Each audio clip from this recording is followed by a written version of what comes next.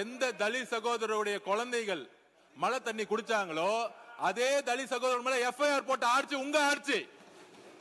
உங்க ஆட்சி வேங்கவேல் பிரச்சனை இல்ல. பதில் சொல்ல முடியுமா? பதில் சொல்ல முடியுமா? வேங்க வயல்ல இன்னைக்கு வரைக்கும் போக முடியுமா? இது எவ்வளவு பெரிய அநியாயம் உங்க ஆட்சியில் நடந்தது.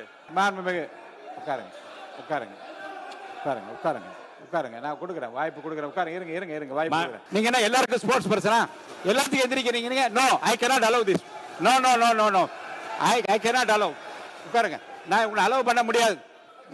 முடியாது. நீங்க ஃபுல் மூன் சேல் காலை 9 மணியிலிருந்து இரவு 12 மணி வரை ஆகஸ்ட் 27 ஒரு நாள் மட்டும். தாவேக ஆட்சியிலே ஆவண கொலைகள், ஆணவ கொலைகள் அதிகரித்துள்ளது. எந்த நடவடிக்கையும் எடுக்கப்படாத இந்த தைரியத்தில் தான் இந்த கொலைகள் நடைபெறுகிறது. இதற்கு இந்த அரசு என்ன பதில் சொல்ல போகிறது என்று நான் கேட்கிறேன். மாண்பு பேரவைத் தலைவர் அவர்களே, மாண்பு உறுப்பினர் அவர்கள் திசை மாறி அரசை விமர்சனம் செய்து கொண்டிருக்கிறார். அவர் பேசுகிற போதே சொன்னார், ஆணுரை அரிமள பட்ஜெட் உரை என்பது நீங்கள் எடுத்திருப்பது ஏற்றுச்சொக்காய் கறி குறவார் என்று ஒரு சொன்னீர்கள். எங்களுடைய ஆட்சி எப்படி செய்ய போகிறது என்று மக்கள் பார்த்து கொண்டிருக்கிறார்கள். நீங்கள் சொல்ல தேவையில்லை, எங்களுக்கெல்லாம் கருத்துக்கள். மாண்பு வெற்றி தளபதியுடைய ஆட்சி தமிழ்நாட்டில் எப்படி நடைபெற்றுக் கொண்டிருக்கிறது, மக்கள் கூர்ந்து கொண்டிருக்கிறார் என்பதை நீங்கள் புரிந்து கொள்ள வேண்டும். மாணவர் பேசுங்க.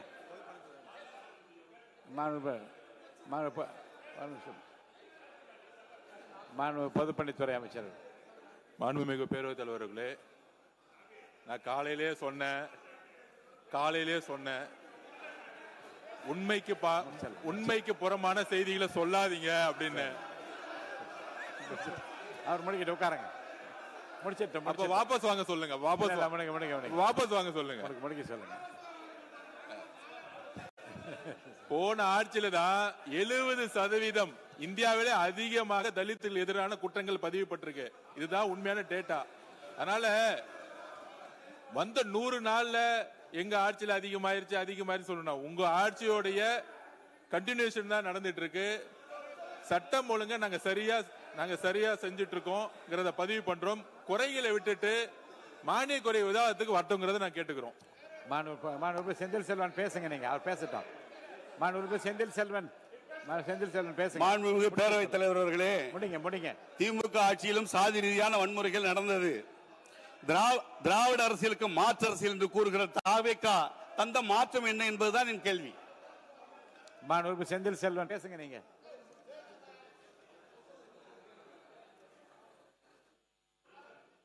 மே 26 மே மாதத்திலே தென்காசியிலே 6 இளைஞர்கள் மேல் கொலைவெறி தாக்குதல் நடந்திருக்கிறது.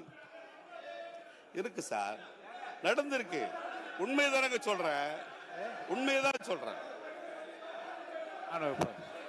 விழுப்புரம் கோட்டக்குப்பத்துக்கு அருகே இடுகாடு கொடுத்து நடந்த பிரச்சனையில் ஒடுக்கப்பட்ட சமூகத்தை சார்ந்தவர் தாக்கப்பட்டிருக்கிறார். மாண்புமிகு பேரவைத் தலைவர்களே, வேங்கவயல் பிரச்சனையினுடைய அர்த்தம் என்ன தெரியுமா? வேங்கவயல் பிரச்சனை என்ன தெரியுமா? எந்த தலித் சகோதரருடைய குழந்தைகள் மழை தண்ணி குடிச்சாங்களோ அதே தலித் சகோதரர் மேல எஃப்ஐஆர் போட்ட ஆட்சி உங்க ஆட்சி. உங்க ஆட்சி வேங்கவயல் பிரச்சனை இல்ல. பதில் சொல்ல முடியுமா? பதில் சொல்ல முடியுமா? வேங்க வயல்ல இன்னைக்கு வரைக்கும் போக முடியுமா? தேவையில்லாமல் வந்த 100 நாள் ஆட்சியை தேவையில்லாம குறை சொல்லாதீங்க. 70% தலித் அட்ராசிட்டி அதிகமானது உங்களுடைய ஆட்சியில். வேங்கவயல் பிரச்சனைல மலம் கலந்த தண்ணீரை தொட்டில கலந்திருக்காங்க. ஆனா அன்னைக்கு இருந்த சட்டம் ஒழுங்கு, காவல்துறை, திமுக ஆட்சியில அந்த குழந்தைங்க யாரெல்லாம் வந்து எஃப்ஐஆர் போட்டாங்களோ அவங்களுடைய குழந்தைகள் மழை தண்ணி குடிச்சு அதே குழந்தைங்க ஹாஸ்பிட்டல் கலந்துருக்காங்க. யாராச்சும் அந்த ஊர்ல இருக்கக்கூடிய தலித் சகோதரர்களே மலத்தை வந்து டேங்க்ல கலந்துட்டு அவங்க குழந்தைய குடிக்க விடுவாங்களா? இது எவ்வளவு பெரிய அநியாயம் உங்க ஆட்சியில் நடந்தது. வேங்கவயல் பிரச்சனையில மழை கண்ணி தலித் சகோதரிகளை கைது, தலித் சகோதரர்கள் எஃப்ஐஆர் போட்டது உங்க அரசு. அதனால பொய்யான தகவல்கள் கொடுக்கறத நிப்பாட்டிட்டு உண்மைக்கு மாறான தகவல் சொல்றோம். மானிய கோரிக்கை போக சொல்லுங்க. தேவையில்லாம அரசை வந்து பழி சொல்லக்கூடிய செயலை செய்ய வேணாங்கிறத நாங்க பதிவு பண்றோம். மாண்பு உறுப்பினர் நேரு, மாண்பு உறுப்பினர் கே என் நேரு அவர்கள். மாண்பு உறுப்பினர் கே என் நேரு. பேரவைத் தலைவர் அவர்களே, புதுக்கோட்டை மாவட்டம் வேங்கவயல் சம்பவம். மாண்பு பேரவைத் தலைவர் அவர்களே, வேங்கவயல் விவகாரத்தை பொறுத்த வரைக்கும் அப்படிப்பட்ட நிகழ்வு எங்குமே நடக்கக்கூடாது. இதில் யாருக்கும் மாற்று கருத்து இல்லை. 2020 டிசம்பர் 24 வேங்கவயல் சம்பவம் நடந்துச்சு.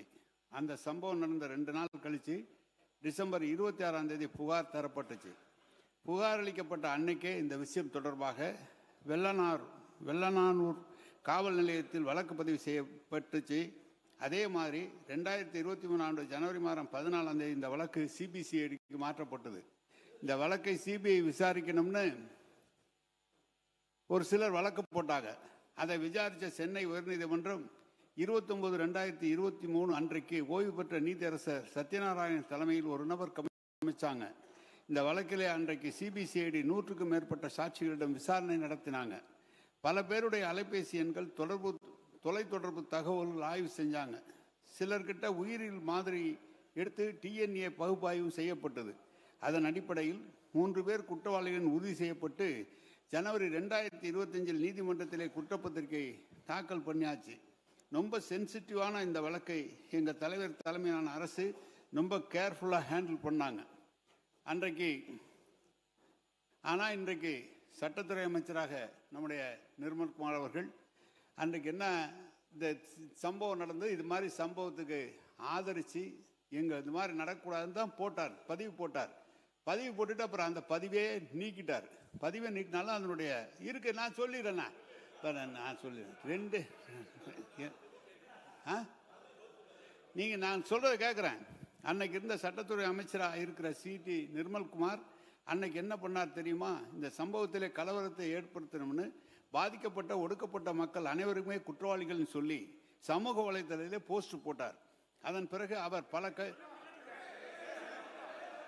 பல காரணத்தால் அவர் போட்ட பழைய போஸ்ட் எல்லாம் தேடி டெலீட் பண்ணிட்டார். ஆனாலும் அவர் போட்ட ட்வீட்டுக்கான ஆதாரங்கள் ஸ்கிரீன்ஷாட்டாக இருக்கிறது. சரி, ஸ்கிரீன்ஷாட் மாண்புமிகு பேரவைத் தலைவர்களே, கொஞ்சம் இது மட்டும் சொல்லிட்டு, அதாவது உண்மைக்கு மாறான தகவலை சொல்லிட்டு வர்றார். அதாவது அவர் கூறிய விஷயங்களில் நான் இந்த சிபிசிஐடிக்கு ஜனவரி 14 உத்தரவிடப்பட்டதாக கூறினார். அதாவது ஜனவரி 14 சிபிசிஐடிக்கு. அதற்கு ஒரு வாரத்துக்கு முன்னாடி அப்போது முதல்வர், முன்னாள் முதல்வர், அதாவது திரு மு க ஸ்டாலின் அவர் வந்து இதே சட்டப்பேரவையில் இந்த வழக்கு குறித்து, இதில் கைது செய்யப்பட்டது குறித்து பல தகவல்களை தெரிவித்தார். அதில் நிறைய அந்த வழக்கையே வந்து அவங்க பொலிட்டிக்கலாக ஹேண்டில் பண்ணாங்கன்னு அப்போ தான் தெரியும். ஏன்னா அந்த வழக்கையே வந்து பொலிட்டிக்கலாக முடிக்கணும்னு பார்த்தாங்க, பொலிட்டிக்கலாக ஹேண்டில் பண்ண முடிக்க பார்த்தாங்கன்னு தெரிஞ்சால் அதற்கப்புறம் அதில் சம்பந்தப்பட்ட ஒரு சில பேருடைய வீடியோக்கள் கிடைச்ச பிறகு அப்போது வெளியிடப்பட்ட அடுத்த நிமிடமே நான் வந்து 13 எப்போ வெளியிடப்பட்டேன். அடுத்த இதில் எந்த விதத்திலும் யாரையும் குற்றம் சாட்டல. அதில் சம்பந்தப்பட்ட ஒரு வீடியோ இருப்பதாக பதிவு செய்யப்பட்ட உடனே அது வந்து சிபிசிஐடிக்கு மாற்றப்பட்டது. அதற்கு அப்புறம் பார்த்தீங்கன்னா என்ன பதிவு செய்தாரோ, அப்போ வந்து முதல்வர் என்ன இந்த அவையில் பதிவு செய்தாரோ அதற்கு நேர்மாறாக தான் வழக்கும் நடந்தது. அதுக்கப்புறம் அவர் வாயே திறக்கல. 4 வருடங்கள் 3-4 வருடங்கள் அந்த வழக்கு சம்பந்தம் வாயே திறக்கலை. அந்த வழக்கை மொத்தமாக மூடி மறைத்து அதில் யாரு உண்மை குற்றவாளி என்பதை வெளியில தெரிய விடாமல் செய்ததும் அப்போ வந்து முதல்வர் அதை தவறாக ஹேண்டில் பண்ணான்றதான். அதுல வந்து இப்போ வரைக்கும் உண்மையான குற்றவாளிகளை வெளியே தெரிய விடாமல் ஹேண்டில் பண்ணி அதை பொலிட்டிக்கலா ஹேண்டில் பண்ணான்றத ஒரே காரணம் தான். இப்போ வரைக்கும் அதில் இருந்த பட்டியலின மக்கள் அனைவருக்கும் அநீதி இழைக்கப்பட்டது தான் எங்களுடைய ஒரே குற்றச்சாட்டு. அதுல லாபகமாக அவர் வந்து 14 சிபிசிஐடிக்கு உத்தரவிட்டார். அதுக்கு முன்னாடி இதே அவையில அப்ப இருந்த முதல்வர் என்ன இங்க வாசிச்சாரு, அந்த சம்பவம் குறித்து என்ன பேசணும்னு சேர்த்து சொல்லுங்க. அவங்க சொல்லி முடிக்கட்டுமே. அவங்க சொல்லி முடிச்சோன்னு நீங்க பேசுங்க. நீங்க சொல்லி முடிங்க. மாண்புமிகு கே என் நேரு அவர்கள் நீங்க பண்ணுங்க. மாண்புமிகு கே என் நேரு அவர்கள். மாண்புமிகு பேரவைத் தலைவர்களே, அவர் போட்ட ட்வீட்டுக்கான ஆதாரங்கள் ஸ்கிரீன்ஷாட் இருக்கிறது. சரி, நாங்கள் தான் அங்கெல்லாம் வரலன்னு சொல்றீங்க. நான் மீண்டும் குற்றம் சொன்னதாக நீங்கள் நினைக்கக்கூடாது. சரி, இப்போ வேங்கவயலுக்கு எங்கள் தலைவர் போகலைன்னு சொல்றீங்களே, நாங்கள் உறுதியாக செயல்பட்டு குற்றவாளிகளை கண்டுபிடிச்சோம், குற்றவாளிகள் முரளி ராஜா, சுதர்சன், முத்துகிருஷ்ணன் என்ற குற்றவாளிகளுக்கு அவருக்கு தண்டனை கொடுக்கப்பட்டிருக்கிறது. இப்போ திண்டுக்கல் நீங்கள் சொல்கிறீங்க முதலமைச்சர்லாம் போகலன்னு. இன்றைக்கு திண்டுக்கல் மாவட்டத்தில் வடமதுரை அடுத்த தங்கமாப்பட்டியில் அரசு உயர்நிலைப்பள்ளி குடிநீர் தொட்டியில் ஆகஸ்ட் 2ஆம் தேதி மனித கலவு கலந்துருக்காங்க. அதுக்கு இப்போ இந்த முதலமைச்சர் போனாரா? முதல்ல அப்படி ஒரு சம்பவம் நடந்துச்சுன்னு அவருக்கு தெரியுமா? இந்த சம்பவத்தில் யார் மேலாவது நடவடிக்கை எடுத்திருக்கீங்களா? தமிழ்நாட்டில் இன்னைக்கு எத்தனையோ குற்ற சம்பவங்கள் நடக்குது. அதுல ஏதாவது ஒன்னாவது முதலமைச்சர் போனாரா? சொல்லுவாங்களான்னு கேட்டுக்கிறேன். பொதுப்பணித்துறை அமைச்சர். மிக பேரவைத் தலைவர்களே, நம்முடைய மூத்த உறுப்பினர் அண்ணன் நேரு அவர்கள் பேசும்போது நாங்கள் அமைதியாக கேட்டோம்.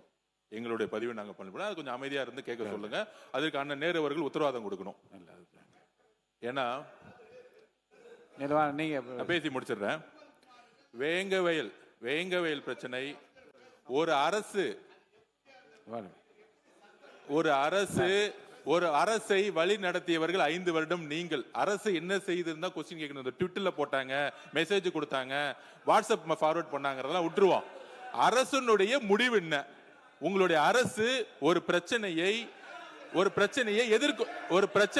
எப்படி எதிர்கொண்டது? அதற்கு நான் பேசுறேன். நீங்க விளக்கம் கொடுத்தீங்கல்ல, நான் விளக்கம் கொடுக்கும் பொழுது என்ன அண்ணன் விளக்கம் கொடுத்தாரு. அதுக்கான கேள்விகள் நானும் கேட்கிறேன். பிரச்சனை நடந்ததுக்கும் 2025 அவங்க முடிவு எடுத்ததுக்கும் எத்தனை வருஷம் கேப் இருக்கும்? நம்பர் 1, இவங்க அந்த 3 பேர் சொன்னாங்களே, அந்த 3 பேருமே பட்டியலின சகோதரர்கள், அதே கிராமத்தில் இருக்கிறவங்க.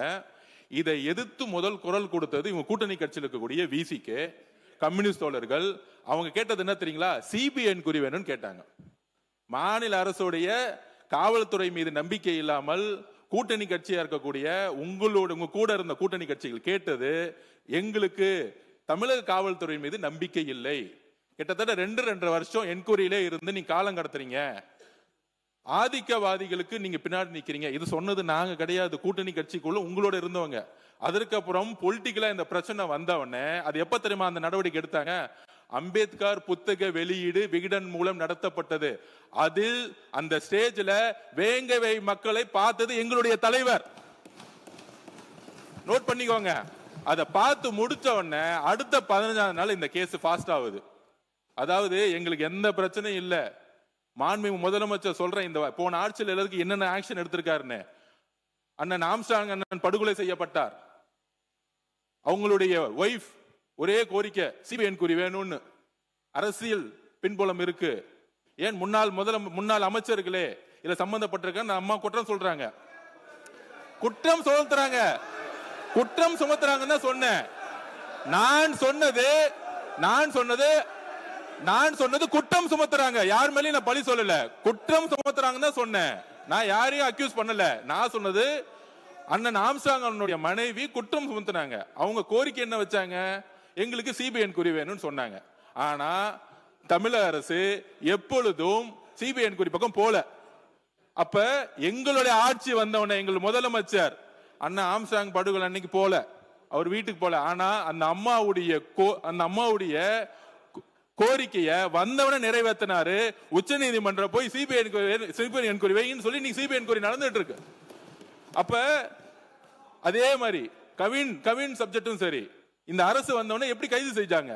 ஒவ்வொரு சப்ஜெக்டும் சரி, முதலமைச்சருடைய ஒவ்வொரு அசைவிலையும் ஆணவ படுகொலையை முத்தியமா ஒழிக்கணும். இதுதான் எங்களுடைய மிகப்பெரிய நிலைப்பாடு. இதுக்கு யாருக்கும் நம்ம சப்போர்ட் பண்ண வரல. ஏன் போல முதலமைச்சர் போல அதெல்லாம் நான் கேட்கவில்லை. ஏன் ஆக்ஷன் எடுக்க தாமதம்? 2.5 வருஷம் என்ன பண்ணிட்டு இருந்த காவல்துறை? ஒரு கான்ஸ்டபிள் லெவல்ல, ஒரு எஸ்ஐ லெவல்ல ஒரு கேஸ் அந்த வில்லேஜ் லெவலுக்கு உங்களுக்கு தெரியும், கேஸை ஃபைல் பண்ணா ஈஸியா என்ன கண்டுபிடிச்சிருக்க முடியும். ஆனா 2.5 வருஷம் அது இழுத்ததுக்கான காரணம், அதுக்கு பின்னாடி ஒரு பின்னாடி இருக்கு, அரசியல் பின்னணி இருக்குங்கிறதா மக்கள் பேசல, கூட்டணி கட்சிகள் பேசினாங்க. வேங்கவேல் பிரச்சனையை சிபிஐக்கு ஏன் கொடுக்கல அன்னைக்கு, அதை நாங்க பதிவு பண்ணோம். அதனால இந்த வாட்ஸ்அப் ஃபார்வர்டு, ட்விட்டர் இதெல்லாம் விட்டுட்டு 5 வருஷ ஆட்சியில 70% தலித் சகோதரர்களுக்கு எதிராக கிரைம் பதிவுபட்டிருக்குங்கிறது நேஷனல்ல கிரைம் ரிப்போர்ட் சொல்லுது. இந்தியாவிலே அதிகமான கிரைம் ரிப்போர்ட் தலித் உங்களுக்கு எதிராக லாஸ்ட் 5 வருஷம்.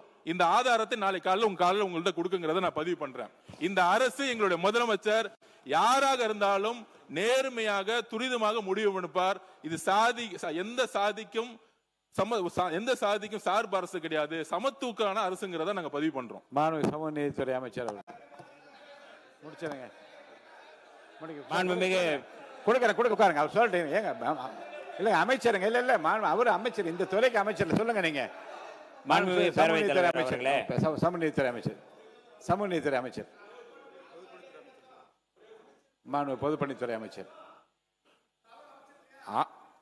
அண்ணன் ஆம்ஸ்டாங் படுகொலை சொன்ன உடனே ஏன் சேகர் பாபு அண்ணன் நிந்திச்சு நிக்கிறாருன்னு எனக்கு தெரியல, அது அவருக்கு தான் தெரியும் நினைக்கிறேன். மாண்பு சமூக நீதித்துறை அமைச்சர் சொல்லி முடிச்சிட்டோம். மாண்பு சமூக நீதி நீங்க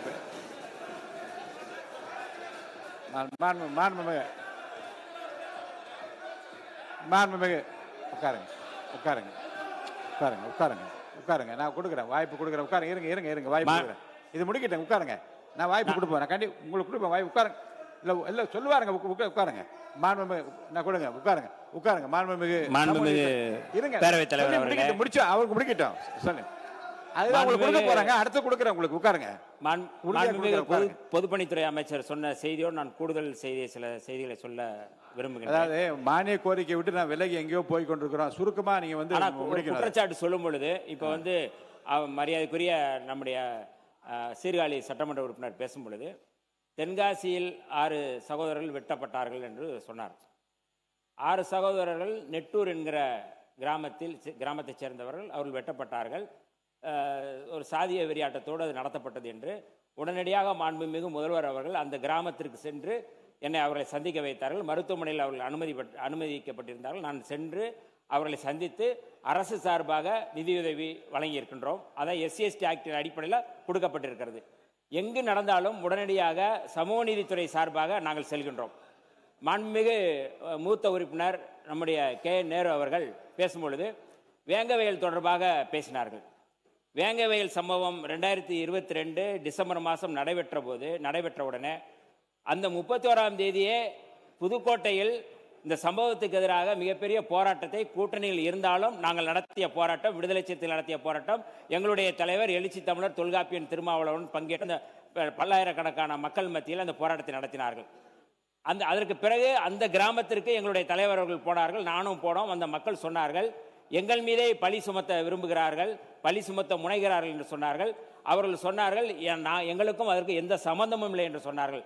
ஆனாலும் திரும்ப காவல்துறை, அங்கே இருக்கின்ற காவல்துறை, SP, CID உள்ளிட்ட எல்லோருமே வந்து ஒரு குறிப்பிட்ட அங்கே காவல்துறை SI-யாக இது காவல்துறையினுடைய கான்ஸ்டபிளாக பணி செய்கின்ற ஒருவர் மீது குற்றம் சுமத்தி முழுவதுமாக தலித் மக்கள் மீதே பழி சுமத்தப்பட்டு இதை கண்டித்து எங்களுடைய தலைவர் எழுச்சி தமிழர் தொல்காப்பியன் திருமாவளவன் அவர்கள் அன்றைய அவர்களிடமே சொன்னார்கள்.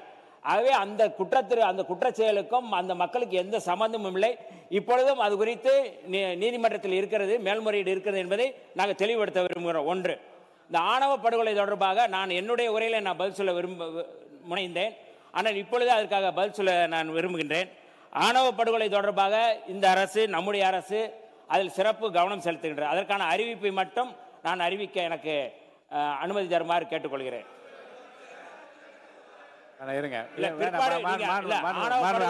நீங்க பேசுறீங்கன்னா நான் பதில் சொல்லணுமா இல்லையா?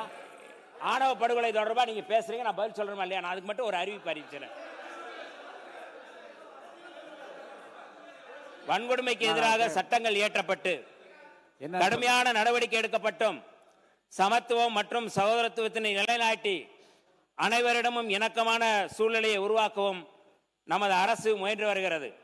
இருப்பினும் சாதிய எண்ணத்தில் தன்னுடைய சொந்த குழந்தைகளையே ஆணவ படுகொலை செய்யும் செயலும் சமூகத்தில் தொடர்ந்து நடைபெற்று வருகிறது. சமூகத்தில் தொடர்ந்து நிகழ்ந்து வரும் ஆணவ படுகொலைகளை தடுப்பதற்கு சிறப்பு சட்டம் இயற்றுவதற்கு அரசியல் கட்சிகள், சட்ட வல்லுநர்கள், சமூக ஆர்வலர்கள், பாதிக்கப்பட்டவர்கள் அதாவது விக்டிம்ஸ் மற்றும் மக்களிடமிருந்து கருத்துக்களை சேகரித்து உரிய பரிந்துரையினை வழங்க அரசாணை எண் 567 உள் காவல்துறை நாள் 11/11/2025 படி கடந்த அரசு ஓய்வு பெற்ற சென்னை உயர்நீதிமன்ற நீதியரசர் KN பாட்ஷா அவர்களுடைய தலைமையிலே ஒரு குழு அமைக்கப்பட்டுள்ளது. இக்குழு அரசு அலுவலருடன் கலந்து ஆலோசித்து கருத்துக்கள் கேட்கப்பட்டுள்ளது. மேலும் அரசியல் கட்சி பிரதிநிதிகளிடம் கலந்து ஆலோசித்து கருத்தினை பெற்று அறிக்கை தயார் செய்ய வேண்டிய நிலை உள்ளதால் அரசாணை நிலை எண் 237 உள்துறை நாள் 24/7/2026 படி இக்குழுவிற்கு கால வரையறையினை 11/8/2026 முதல் 9 மாதத்திற்கு நீட்டிப்பு செய்யப்பட்டுள்ளது.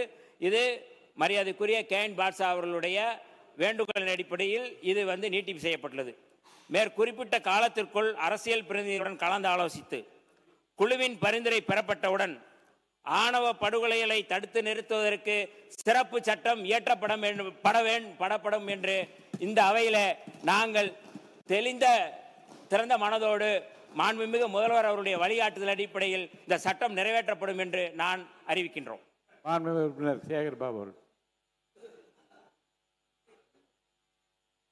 மாண்புமிகு பேரவைத் தலைவர் அவர்களே, நம்முடைய பொதுப்பணித்துறை அமைச்சர் அவர்கள் மறைந்த பகுஜன் சமாஜ் கட்சியுடைய மாநில தலைவர் அவர்களுடைய படுகொலை குறித்து ஒரு சில கருத்துக்களை கூறினார். ஒரு கிலோ கருத்து பெருசா தெரியல. இல்ல விளக்கம் சொல்லி அவன பெரிய குற்றச்சாட்டுல இல்ல வழக்காடு மன்றத்தில் இருக்குதுன்னா நீங்க ரொம்ப டீடைலா பேச விடக்கூடாது. அவரை பேச விடக்கூடாது. என்ன சொன்னார் அவரு? இல்ல நான் எதுவும் குற்றச்சாட்டு சட்டத்துறை அமைச்சர் தான் போறேன். மாநில சட்டத்துறை இருங்க இல்ல என்ன சொல்ல வர்றான்னு கேளுங்க. இல்ல மாண்புமிகு பேரவைத் தலைவர்களே, அது பொதுவாக அவங்க குடும்பத்தினர் என்ன சொன்னார்களோ அதை குறித்து சொல்லப்பட்ட விஷயம். அதை ஏதோ தனிப்பட்ட குற்றச்சாட்டு போல இவர்கள் பேச வேண்டியது. அவர் பேரை சொன்னதுனால இருங்க, அவர் பேரை சொன்னாரோ தவிர்த்து பொதுவா அவங்க குடும்பத்தினர் என்ன சொன்னாங்களோ அதுதான் சொன்னாரே தவிர்த்து இது எல்லாத்துக்கும் பாருங்க ஊழல்னு சொன்னா நாங்க எஞ்சி நிப்போம், பொதுவா அந்த குடும்பத்தை எதனா சொல்ல எஞ்சி நிப்போன்றதான் பொதுவா சொல்லப்பட்ட விஷயங்களுக்கு எல்லாத்திற்கும் நாங்கள் தனிப்பட்ட முறையில் எஞ்சி நிப்போன்றதை தவிர தயவு செய்து பொதுவாக சொல்லப்பட்ட விஷயமா தவிர்த்து வேற எதுவும் இல்லை. மாண்புமிகு உட்காருங்க இல்ல மாண்புமிகு பொதுப்பணித்துறை அமைச்சர் அவர்கள் அவர் மாண்புமிகு உறுப்பினர் சேகர் பாபு பற்றி சொன்னதுனால அவர் அதை பற்றி விளக்கம் கூறலாம். ஆனால் வழக்கு நிலுவையில் இருக்கிறது, நடந்து கொண்டு இருக்குது. அதனால் அதை பற்றி விவரங்களுக்குள்ள யாரும் போகக்கூடாது. அவர் என்ன சொன்னாரு? பொதுவானதான் சொன்னார். அவங்க மனைவி அப்பதான் சொன்னார். இன்னும் வழக்குள்ள போவத வழக்கை பற்றி அவர் என்ன பேசினார்? ஒன்றும் பேச சொல்லுங்க. இவர் பேரே அவர் சொன்னதுனால அவர் பதில் சொல்லட்டும், அவ்வளவுதான். சொல்லுங்க.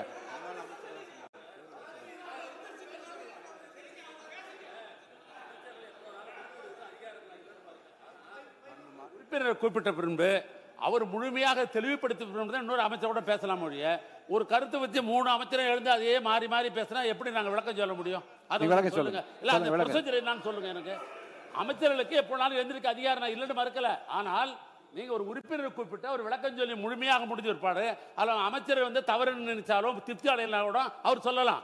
ஒரு அமைச்சர் பொதுப்பணித்துறை அமைச்சர் ஏற்கனவே பேசியிருக்கா, அதுக்கு பதில் சொல்றதா எழுந்திருக்கிறார். உடனே சட்டத்துறை அமைச்சர் அவர் எழுந்திருக்கிறார், அப்புறம் சமூக நீதித்துறை அமைச்சர் அவர் எழுந்திருக்கிறார். அப்ப எப்பதான் நாங்க சொல்லி பதில் கொடுக்க முடியும்? அப்ப நாங்க சொல்றது பதில் புரியல, நாங்க போயிட்டு இருக்கிறோம், விட்டுடுங்க, நாங்க போறோம். என்ன பண்ண சொல்றீங்க? உட்காருங்க. மாண்புமிகு பேரவைத் தலைவர்களே, நான் நீதிமன்ற விசாரணைக்குள் செல்ல தயாராக இல்லை. ஆம்ஸ்ட்ராங் என்பவரும் நாங்களும் ஒரே பகுதியில் பிறந்து வளர்ந்தவர்கள். எங்கள் குடும்ப சுகதுக்க நிகழ்ச்சியில் அவர் பங்கேற்றிருக்கின்றார், அவர் குடும்ப சுகதுக்க நிகழ்ச்சியில் நாங்கள் பங்கேற்றிருக்கின்றோம். அவர் இறந்தவுடன் அவர் வீட்டுக்கு சென்று இரவெல்லாம் இருந்து அவருக்கு இறுதி மரியாதை செலுத்தினோம். அதன் பிறகு எங்கள் மாண்புமிகு தமிழக முதல்வர் அவர்கள் அவர் வீட்டிற்கு நேரடியாக சென்று அவர் மனைவியிடம் இந்த குற்றத்திற்கு இந்த தவறுக்கு யார் காரணம் இருந்தாலும் உரிய நடவடிக்கை எடுப்பேன் என்று அவரிடம் உறுதியளித்தார். நானும் உடன் இருந்தேன். அவருடைய பிரேதம் வைப்பதற்காக பள்ளி மைதானத்தை கேட்டார்கள். பள்ளி மைதானத்தை வழங்கினோம். அவர் 16ஆம் நாள் காரியம் செய்வதற்காக அந்த பள்ளி மைதானத்தை கேட்டார், அதையும் வழங்கினோம்.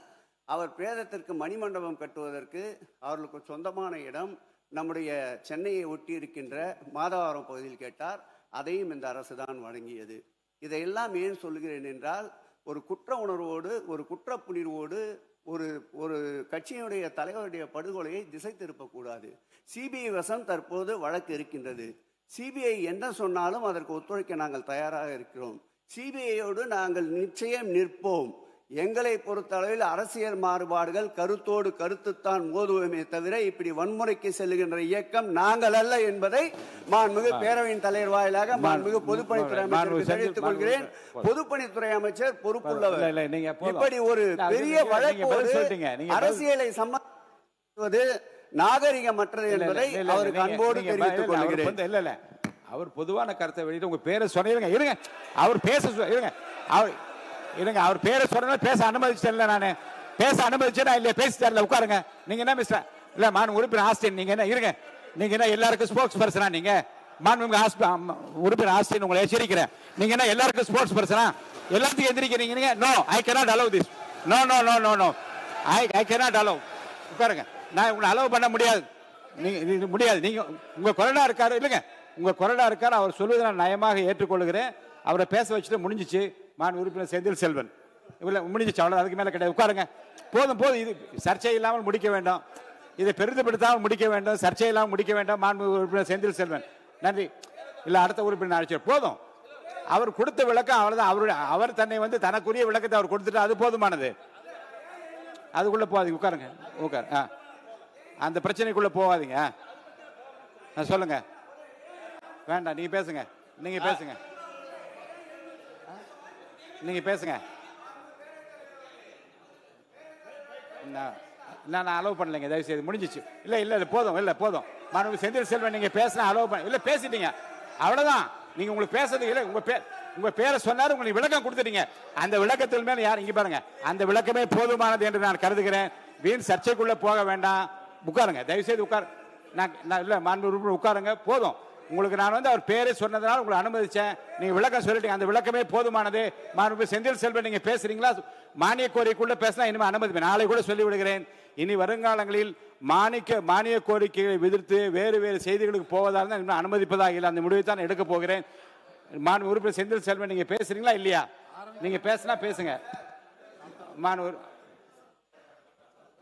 உட்காருங்க. ஃபுல் மூன் சேல் காலை 9 மணியிலிருந்து இரவு 12 மணி வரை ஆகஸ்ட் 27 ஒரு நாள் மட்டும்.